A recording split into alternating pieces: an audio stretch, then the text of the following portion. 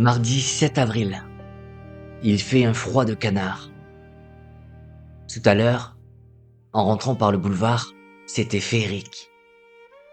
L'air était si pur, si léger, que j'avais mal comme l'oiseau qui plane dans l'azur. Mal de cette pesanteur qui m'empêche de m'envoler. Entendez-vous cette voix? Elle porte la clarté du cristal et la fragilité d'une promesse. Ce sont les mots d'Hélène Baird. Imaginez une jeune femme de 21 ans au cœur du printemps de sa vie. Elle est brillante, étudiante en littérature anglaise à la Sorbonne. Et lorsque ses doigts ne tiennent pas une plume, ils font chanter un violon. Elle appartient à cette vieille bourgeoisie parisienne cultivée, pour qui l'art est une seconde respiration. Nous sommes en 1942. Paris est occupé. L'ombre s'étend sur la ville lumière. Mais Hélène, elle, vit encore dans une parenthèse enchantée. Suspendue entre la sagesse des bibliothèques et le frisson des premiers amours. Ce que je m'apprête à vous partager n'est pas un livre d'histoire écrit par les vainqueurs, ni une mémoire reconstruite après la tempête. Ce que vous allez découvrir est infiniment plus précieux. C'est un journal tenu sur le vif, brut et palpitant. C'est une bouteille à la mer lancée par une âme d'une lucidité foudroyante, qui regarde son monde s'effondrer au ralenti, mais qui refuse de détourner son regard. Ce journal est resté silencieux pendant 60 ans, comme un trésor enfoui, attendant que nous soyons prêts à le recevoir. Il nous raconte une double tragédie, certes, celle d'une vie fauchée trop tôt, mais il est avant tout le récit d'une victoire intérieure. C'est l'histoire d'une conscience qui, alors que le monde sombre dans la barbarie, fait le choix héroïque et silencieux de ne pas haïr.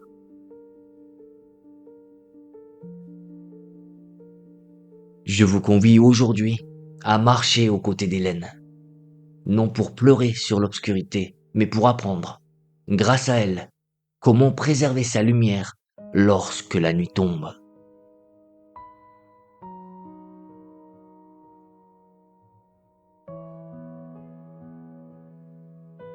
Je voudrais vous parler de l'illusion. Ce voile diaphane que nous posons parfois sur le monde pour continuer à respirer, pour continuer à espérer. Au printemps de 1942, Hélène marche sur un fil tendu entre deux abîmes. Celui de la beauté éblouissante du monde et celui de la terreur silencieuse qui s'installe.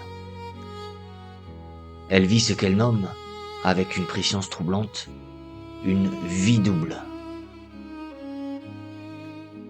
Imaginez-la un instant. D'un côté, il y a la lumière.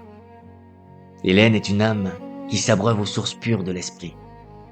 Elle parcourt les couloirs de la Sorbonne, comme on traverse un jardin sacré, cherchant dans les livres, non pas une évasion, mais une vérité plus haute.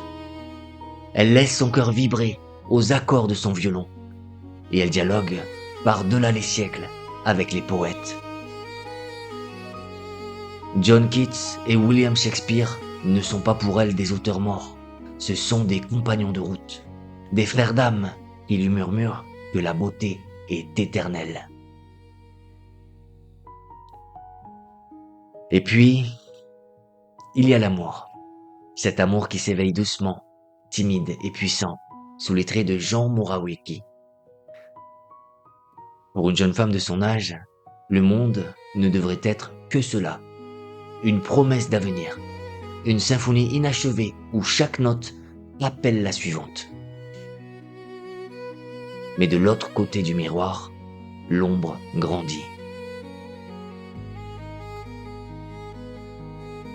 Hélène possède ce don terrible de la lucidité. Elle voit ce que d'autres refusent encore d'admettre. Elle promène son regard sur un Paris en fleurs, baigné d'une douceur insolente. Et pourtant, elle sent le sol se dérober.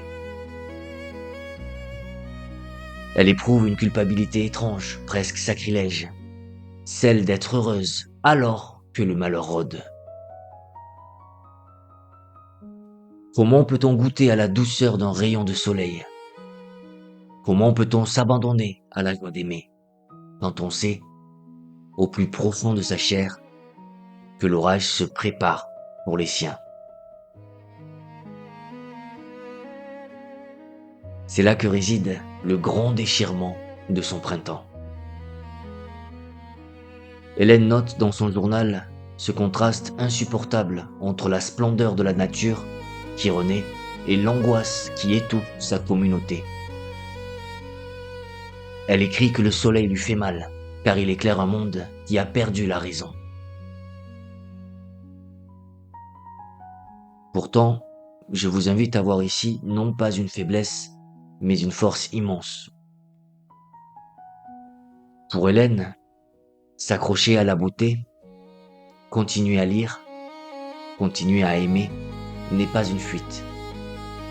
C'est un acte de résistance intellectuelle. C'est sa manière de dire non au chaos.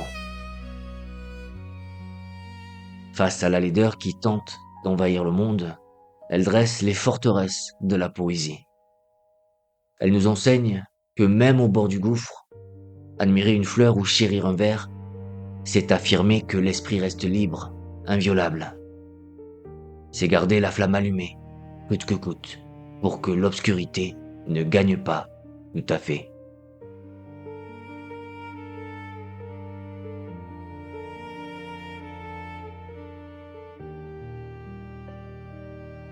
Il est des matins où l'histoire ne frappe plus à la porte, mais pénètre l'intimité même de notre être.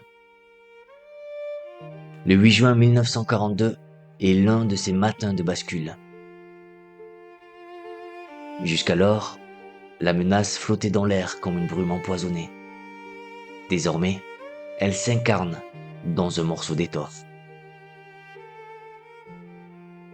Ce jour-là, Hélène doit coudre sur son vêtement l'étoile jaune. Ce n'est plus une abstraction, c'est un stigmate. C'est le jour où l'on tente de réduire une âme infinie à une géométrie de haine. Je vous demande d'imaginer, avec toute la tendresse de votre cœur, ce que signifie franchir le seuil de sa propre maison ce matin-là. Hélène sort dans la rue. Elle décrit cette première sortie avec une précision qui nous transperce. Elle marche la tête haute, car la dignité est le seul rempart qui lui reste. Mais à l'intérieur, tout tremble.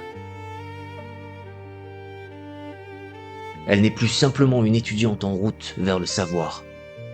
Elle est devenue, aux yeux de la ville, une autre.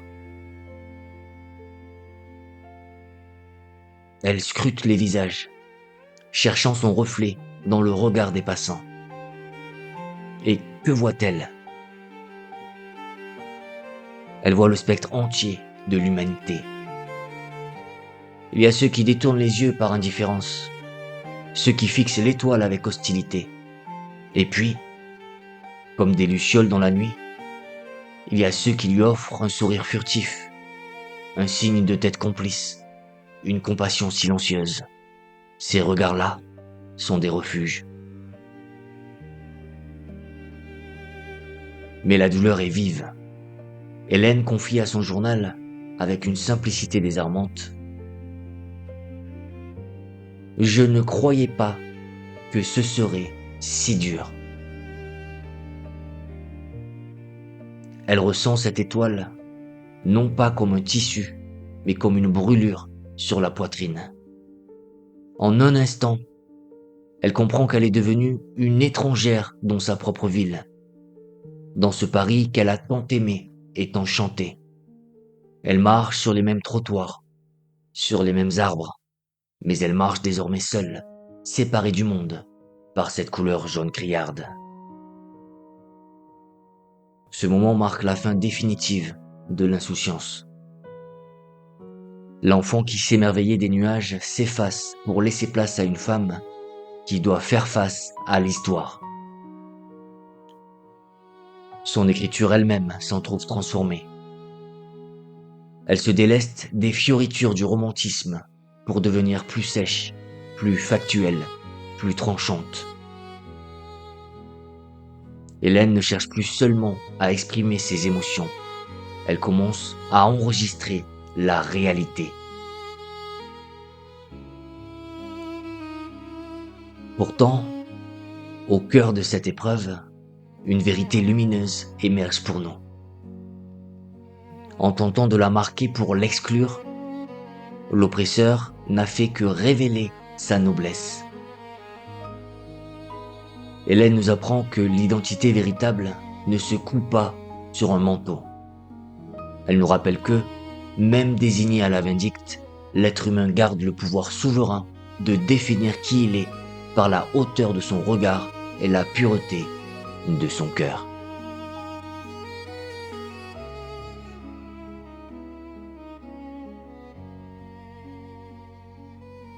Je veux vous parler maintenant du courage. Non pas le courage des batailles bruyantes, mais celui, plus silencieux et plus sacré, de la présence. L'été 1942 s'abat sur Paris comme une chape de plomb. La chaleur est étouffante, mais c'est un vent glacé qui souffle dans les cœurs. Le père d'Hélène est arrêté, puis relâché. Un avertissement brutal que nul n'est à l'abri. Puis vient la rafle du vélodrome d'hiver, où des milliers d'âmes sont arrachées à leur foyer. Face à cet effondrement, Hélène fait un choix qui force l'admiration. Alors que l'instinct commanderait de se terrer, de se faire petit, elle choisit de s'agrandir. Elle cesse de regarder son propre reflet pour plonger son regard dans celui des autres.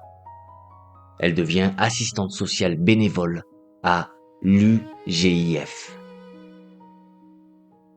Son journal change alors de nature. Il ne s'agit plus de ses émois, ni de la couleur du ciel, mais de la souffrance des innocents.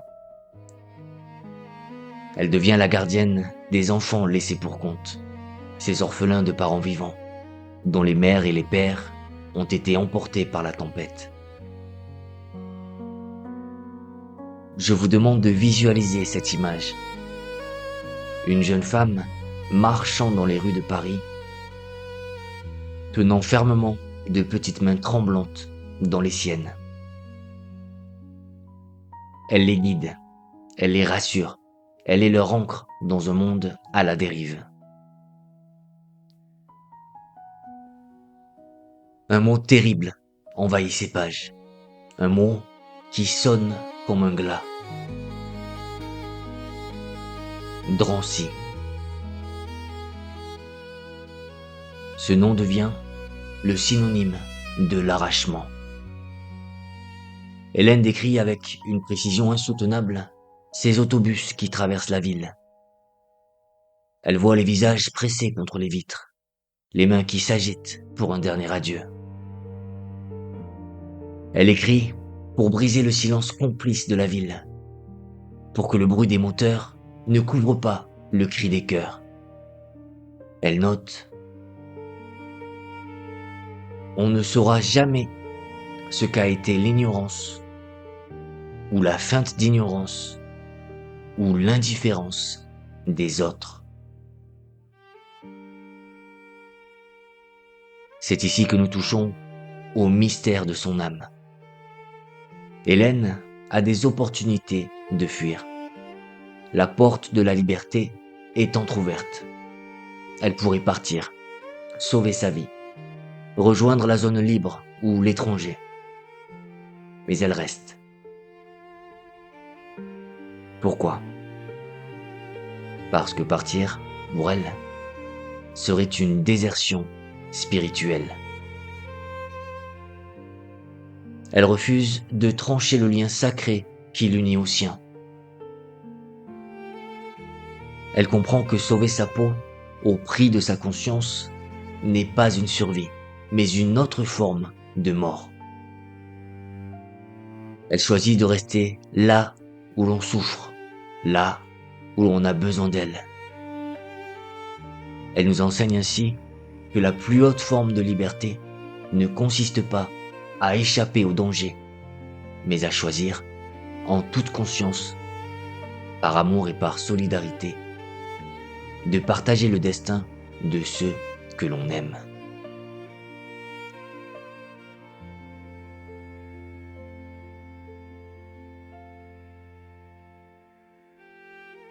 Il arrive un moment où la douleur est telle qu'elle exige le silence.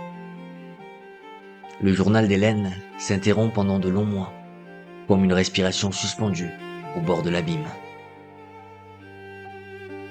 La dépression et le danger ont éteint sa plume. Mais lorsque sa voix s'élève à nouveau, au crépuscule de l'année 1943, le ton a changé. L'espoir naïf du printemps s'est envolé pour laisser place à une lucidité d'acier. Hélène ne cherche plus à embellir le monde. Elle cherche à le graver avant de disparaître. Je vous invite à ressentir l'urgence qui habite désormais sa main. Elle écrit, nous dit-elle, pour que l'on sache. Elle comprend que sa vie est en sursis et que ses pages sont le seul héritage qu'elle pourra léguer à l'avenir, c'est-à-dire à vous et à moi. Dans cette course contre l'ombre, elle écrit une phrase en anglais, la langue de ses poètes bien-aimés, qui résonne comme une sentence définitive. Horror has a face. L'horreur a un visage. Elle réalise que le mal n'est pas une force abstraite, vaporeuse. Non, le mal a des yeux, des mains, une voix. Il a le visage de l'homme qui trahit, de l'homme qui arrête, de l'homme qui détourne le regard. Elle ne cherche plus à comprendre l'incompréhensible, mais à enregistrer la vérité nue de son époque. Autour d'elle, la nasse se referme inexorablement. Les amis d'hier ont disparu, avalés par le vide. Les rues de Paris, autrefois théâtre de ses joies, sont devenues désertes et menaçantes. Hélène est une sentinelle solitaire dans une ville qui se vide de son âme. Et pourtant, ce qui nous touche le plus dans ces dernières pages, c'est l'aveu de sa fatigue. Hélène nous confie, avec une honnêteté bouleversante, l'épuisement d'être une proie. Il y a cette tentation si humaine de cesser de courir, de cesser de craindre chaque bruit dans l'escalier. Elle évoque le désir de se laisser prendre, simplement pour que la peur cesse enfin, pour que l'attente insoutenable prenne fin.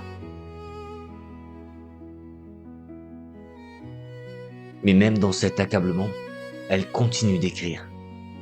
C'est une course contre la montre, avant l'arrestation inéluctable. Chaque mot tracé sur le papier est une victoire sur le néant qui s'approche. En lisant ces lignes, nous comprenons qu'Hélène ne lutte plus pour sa survie physique, mais pour la survie de la vérité. Elle transforme sa propre fin annoncée en une offrande de lumière, pour que jamais nous ne puissions dire que nous ne savions pas ce que signifie garder son humanité quand le monde autour de soi l'a perdu.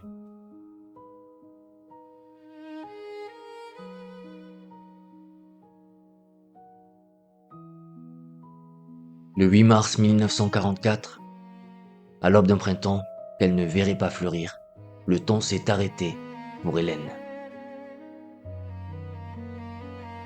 C'était le matin de ses 23 ans, ou presque.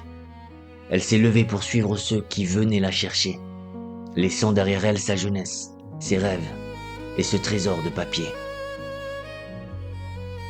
Avant de franchir le seuil vers l'inconnu, ces feuillets ont été confiés à la cuisinière de la famille, une main humble qui a protégé la mémoire sacrée. Comme une graine qui attend patiemment la pluie pour germer, le manuscrit a traversé le temps. Il a rejoint Jean, le fiancé aimé, après la guerre. Puis il a dormi dans le silence des archives familiales pendant plus de 60 ans, afin d'éclore enfin au grand jour, en 2008, pour nous parler.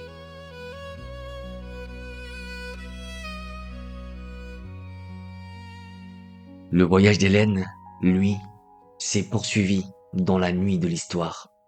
D'abord Auschwitz, puis les brumes glacées de Bergen-Belsen. Je dois vous dire, avec une sobriété respectueuse, qu'elle s'est éteinte quelques jours seulement avant la libération du camp. Elle est partie malade, épuisée, mais jamais vaincue dans son esprit. Jusqu'au bout, nous disent les survivants, elle fut une source de lumière, soutenant ses compagnes d'infortune, partageant sa force alors même que la sienne l'abandonnait. Mais je vous en prie, ne laissez pas l'ombre de sa mort voiler la clarté de son message. Pourquoi lire Hélène Baird aujourd'hui? Pourquoi inviter sa voix dans votre présent?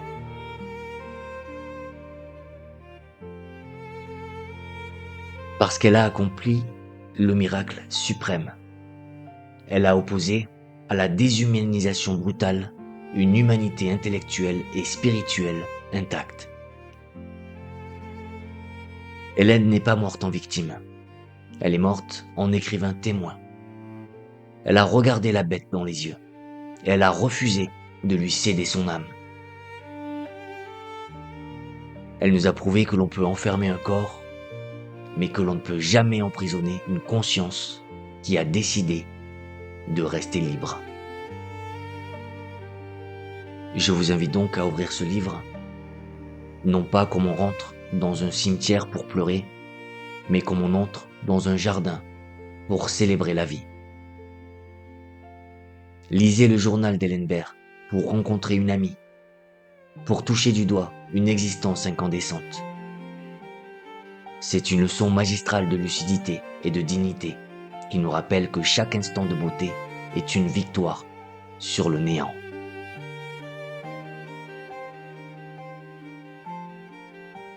Je vous remercie du fond du cœur d'avoir partagé ce moment de mémoire avec moi.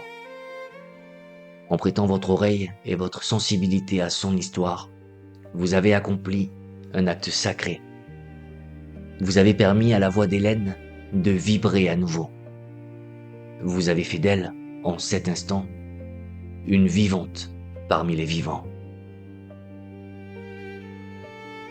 Portez sa lumière en vous et marchez en paix.